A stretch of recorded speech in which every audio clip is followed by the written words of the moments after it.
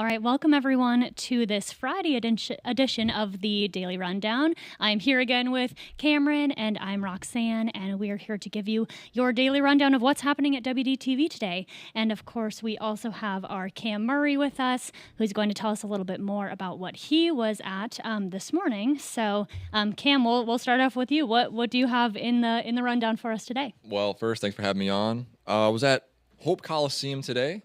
Governor Morrissey was there just congratulating the West Virginia men's and women's basketball team. The women's team, obviously, incredible year, hosting the tournament, Big 12 tournament champions, and the men's team crowned champions. $300,000 they earned in that tournament. Now, the rifle team was also honored. Their coach wasn't there, unfortunately, but all three trophies were there. So if you want to see the trophies, you want to see Morrissey speaking to, Coach Hodge, Coach Kellogg, watch tonight for 5 News. I'll have something for Cameron, actually. I have a quick bow shot for him and then something for us on 5 Sports as well. But a lot of excitement here. Transfer portal season upon us. Right. And me and Zach can't talk about it enough how the success of this program intertwines with the success of the state pretty much, and that's exactly what Morrissey was talking about today. Absolutely. Yeah, a great way to honor the teams that are doing well, because I think, sometimes we have a little bit of a lull, right, of the team's success, and so it's good of Morrissey to come out today and to celebrate that. Listen, I think I'm speaking for a lot of fans out there. Last year, you could think 400 or 500 days ago where the programs were at, except for West Virginia women's basketball, of course. Mark Kellogg was successful, but basketball, football, men's basketball and football, the two money-making sports predominantly, were not in a good spot 500 days ago. Absolutely. Now they're in a great spot, and they're gearing up for another great year. Right. So it's good to see that that's all being celebrated in Morgantown today. We love to see the men's basketball team, too, recently getting that crown championship. Right. That was, I think, an added boost for them for sure. Hopefully they can take that into next season, too. Absolutely. So, yeah. Well, Cam, you're headed off to produce your parts of the show today. Yeah. So we'll kick you off the desk while we're talking about the rest of our daily rundown. I got to give him some props, though. He's helping me out today, like you said, pulling double duty with news and sports. Maybe we should have Cam just be a reporter for us, yeah. I think. He leave the sports side of things and right. come over to news. Absolutely. I think that'd be great. He could do it, yeah. Cam actually started as a news reporter here at WDTV, so before he changed to the sports team. Okay. So okay. Some of you who are longtime watchers of WDTV may remember when he was on the news side of it rather than sports. So it's always fun for us to see, when he's doing a little bit of news coverage because, he's a great reporter in general. Yeah, so throwback to the original days. Yeah. Right, absolutely. Awesome. So let's turn now to what we have going on with the 5 o'clock show. Yeah. A little bit of harder news. So Cameron, will you give us a rundown of what's our top story for today? Sure. So the top story we're looking at today, there's been another arrest in connection to the Miana Moran case out of Grafton. Of course, she was the 11-year-old who died after being found severely underweight. So Tyler Carter is charged with murder of a child by custodian. Carter is identified as the son of Shannon Robinson, and Shannon was Miana's primary caretaker at the time of her death.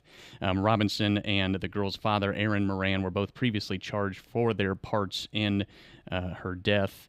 Of course, like we said, reports say the police found Moran was unresponsive in the Taylor County home last February.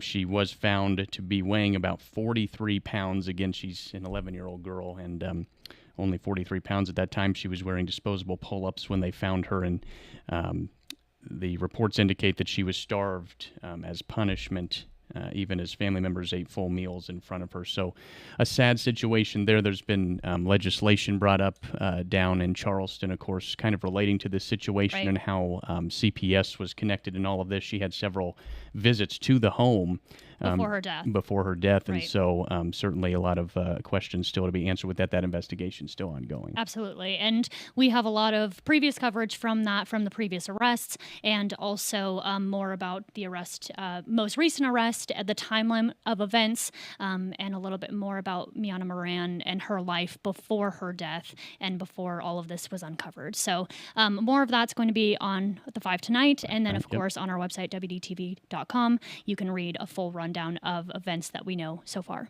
So next, another top story that we have in the 5 o'clock shows Harrison County has actually seen a spike in overdose deaths recently. So this is coming from officials in the area. They've said that 3 suspected overdose deaths associated with fentanyl have happened within just the past 24 hours. Overdoses, with 2 of those being deaths. So 3 total overdoses related to fentanyl. 2 of those resulting in a death.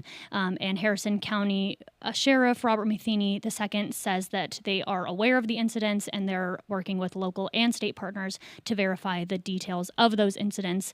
If they're connected, I'm sure a little bit more investigation, because obviously 3 deaths related to something, or 3 overdoses related to something similar with fentanyl probably is raising some eyebrows there.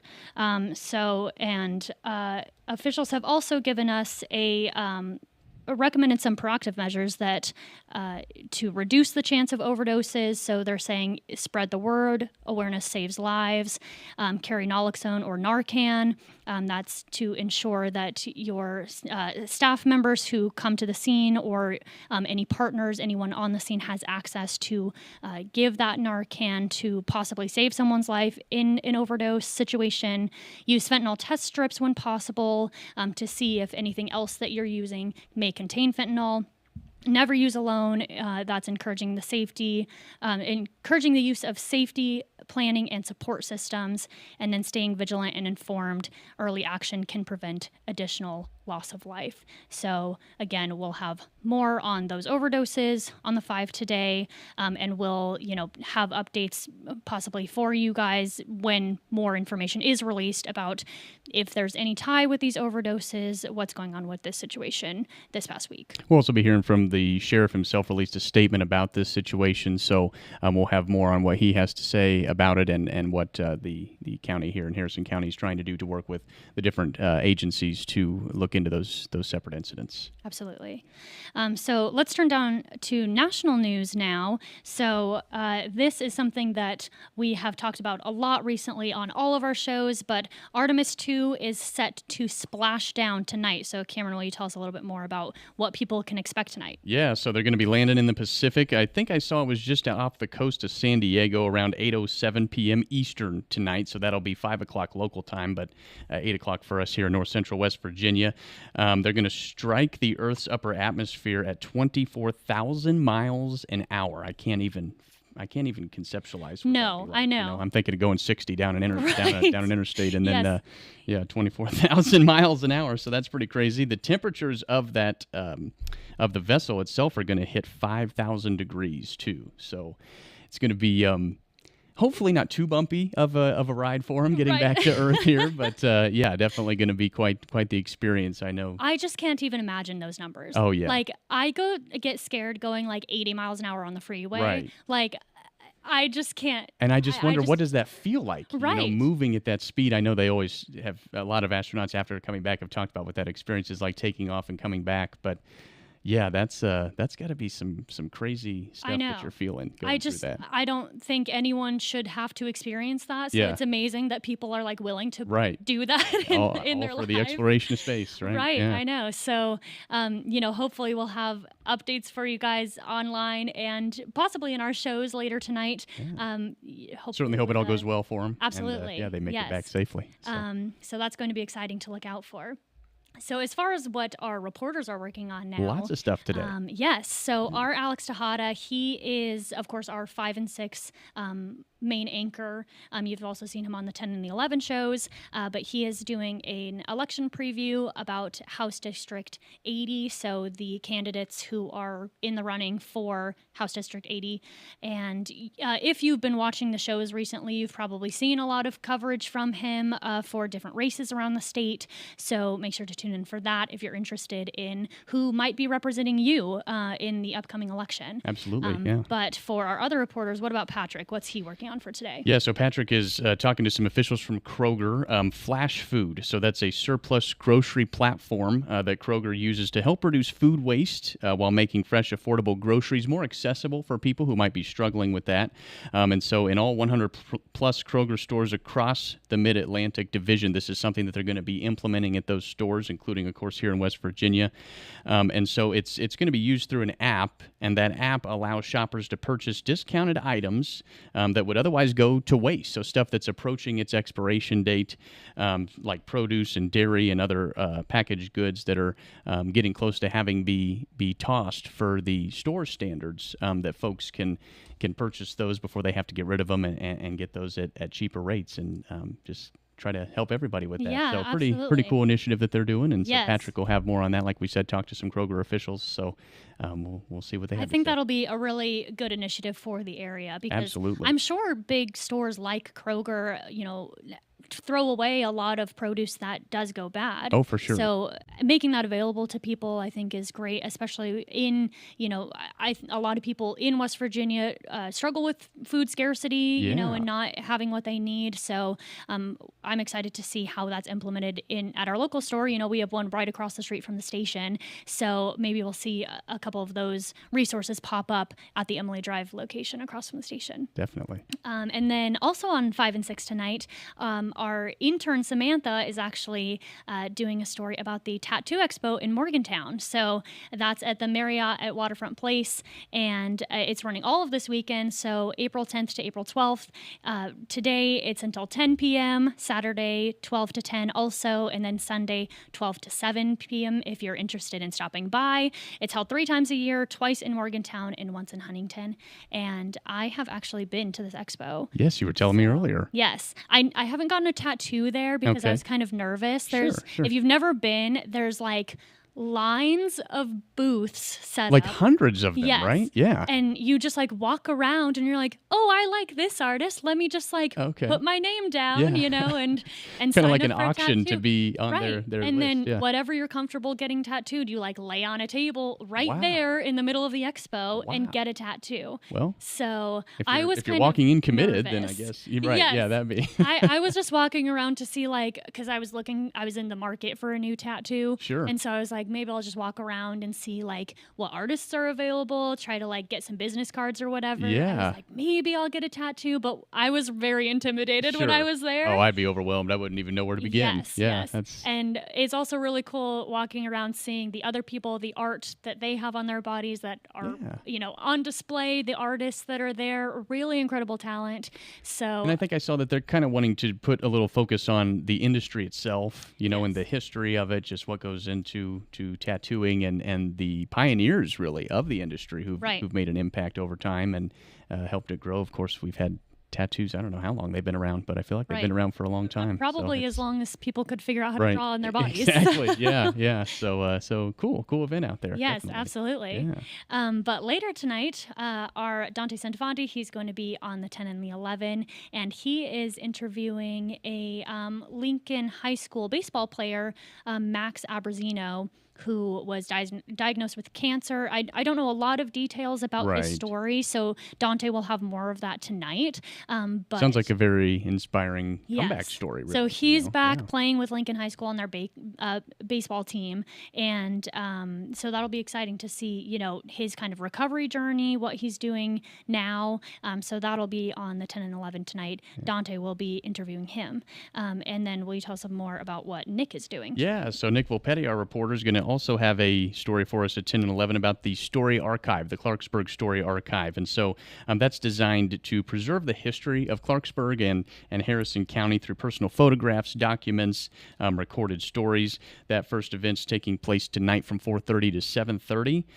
So the items will be scanned on site using high-quality equipment, and then each participant will receive a digital copy of their materials on a USB drive. So kind of just keeping the history of Clarksburg alive with that. The museum's going to record some short oral accounts to capture the stories and context behind each piece. So going to be interesting to see what all comes in for that. I know, of course, Yes. tons of history in Clarksburg. So Right. yeah. I'm interested to see how they're going to kind of set that all up, because I think it's super important, right? To get this history in a place where maybe that's not as accessible. Sure. In bigger cities, I feel like museums like this have areas set up where maybe you can come record your family history or Right. what have you, and so it's cool to see that something like that is coming to Clarksburg. Absolutely. So I wonder how the museum is going to set that up. If it's going to be an exhibit or Yeah. something you can go listen to. I think it'd be super interesting to the oral accounts. Is what course. interests me most. Yeah. To hear the person living through that experience tell a story about their family or their personal experiences. Right. So Their journey to getting here to Clarksburg, what it's been like for them. Absolutely. And yeah, I know. how there's- their family has influenced the area. Yeah. Maybe there's a lot of possibilities. So I hope that a lot of residents take part in that. Definitely. Tonight's only the first event, Sure. right? Yeah, So there's going to be several. there are going to be a lot more to take part in if you are interested and if you Yeah. miss tonight's event. But that'll be interesting to see how that ends up being built, as it continues. Definitely. No, it'll be very cool. Right. So that's all we have today, you guys. Of course. Roxanne, I did want to mention too, oh, though. yes. Yesterday we said we were going to talk about our meteorologist Daniel Nemitz. It was his last Yes. day. We Yes. didn't get a chance to bring him up, but of course we want to join everybody in sending him off. He's off to Michigan now, so we won't be seeing him around anymore. That'll Right. be a big loss for us here at the station. But Absolutely. yeah. And you probably have seen him most on The First at 4 if you watch that with Holly and Vince. He was on there to do Word on the Street, Baloney or Believe It, be their meteorologist Yeah. on there. So you're probably most familiar with him in that show. But as a producer, always thankful he kept his time well. Which if Yes. you don't know much about producers, that's very important to us. So Yes, true. he was great. and But, he's a character in the newsroom, so I'm sure his next station will yeah. be excited to He'll have provide him. some and- entertainment for sure. Yeah. Absolutely. So good luck to Daniel. Yeah. If you guys see him around before he leaves for Michigan, wish him luck. Definitely. But that's all we have for our daily rundown for today, you guys. Like we said earlier in this week, we will have this show for you hopefully each weekday at 2 o'clock. So we're going to sign off now, and we'll hopefully see you on Monday.